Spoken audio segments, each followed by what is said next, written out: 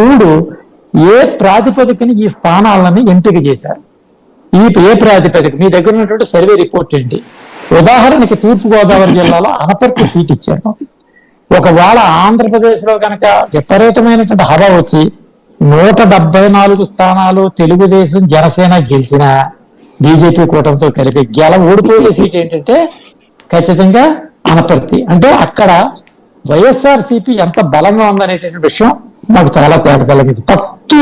60% last election లో వాళ్ళకి వస్తే 30% తెలుగుదేశానికి వస్తే మిగిలిన అన్ని పార్టీలకి 10% వచ్చింది. కదిరి స్థానం ఉంది. కదిరిలో దాదాపుగా 46% ముస్లింస్ ఉన్నారు.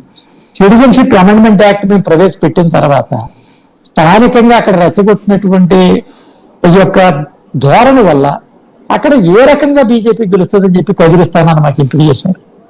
కాబట్టి ఇదంతా కూడా ఒక వ్యూహాత్మకంగా జరిగేటటువంటి నష్టం జరుగుతుంది. కాబట్టి ఈ విషయాలన్నీ కూడా కేంద్ర దృష్టికి తీసుకెళ్లి, సర్వే బోగస్ సర్వే వచ్చింది, కేంద్ర పార్టీకి ఇచ్చిన నివేదిక తప్పు, ఆ స్థానాల తప్పు.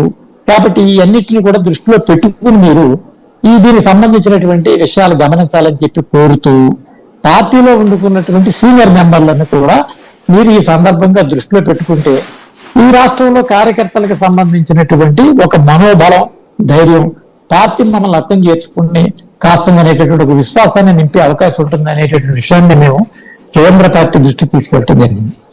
లేకపోతే రెండో అంశం, నరసాపురం పార్లమెంట్ కి సంబంధించి ఇక్కడ సనాతనంగా ఇప్పటికి జరిగినటువంటి ఎన్నికల్లో 11 సార్లు క్షత్రియులు గెలవడం జరిగింది, 2 సార్లు కాపులు గెలవడం జరిగింది.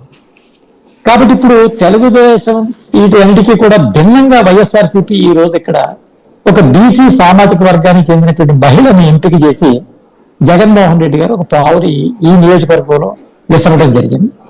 అంటే దీనికి ఒక నూతన రాజకీయ శక్తిని, ఒక నూతన ఇంతవరకు సృజించినటువంటి సామాజిక వర్గాన్ని దీనికి కేటాయించి ఒక సవాల్ని విసిరారు. ఈ సవాల్ని విసిరినప్పుడు మేము కేంద్ర పార్టీకి ఇచ్చినటువంటి అవసరం ఏంటంటే, అదే వెనుకబడిన తరగతులకు చెందినటువంటి సామాజిక వర్గానికి చెందినటువంటి వాటి మేము కూడా ఉన్నాం కాబట్టి మాకున్నటువంటి నిబద్ధత ప్రకారం దాదాపుగా ఇవాళ జగన్మోహన్ రెడ్డి ఈ యొక్క బీసీ సర్వే జరిపిన తర్వాత ఆ సర్వే ఆధారంగానే అతని యొక్క సీట్లని కేటాయిస్తూ వచ్చేటటువంటి విషయాన్ని నాకైతే స్పష్టంగా నాకు అర్థమవుతుంది.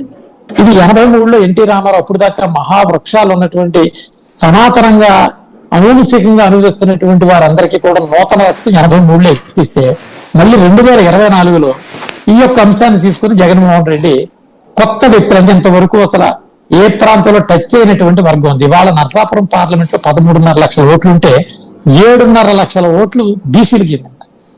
ఈ చెప్పినటువంటి 11 సార్లు క్షత్రియులు రిప్రజెంట్ చేసే సామాజిక వర్గానికి ఉన్నటువంటి పాపులేషన్ ఎంతంటే దాదాపుగా 3% ఉంటుంది. కాపు సామాజిక వర్గానికి 16% ఉంటుంది.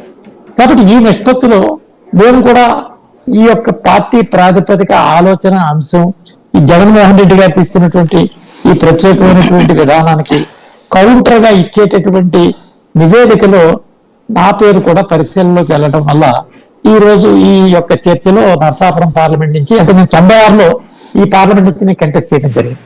అదే 2006లో కూడా నేను ఎమ్మెల్సీ కంటెస్ట్ చేయడం జరిగింది. ఓడిపోయే సమయాన్ని మేము కంటెస్ట్ చేస్తూ ఉన్నాం. 44 సంవత్సరాలు బట్టి పార్టీలో పనిచేస్తూ ఉన్నాం. గెలిచేటటువంటి సందర్భాల్లో గెలుపు ఆధారం చేసుకుని వచ్చేటటువంటి వ్యక్తులను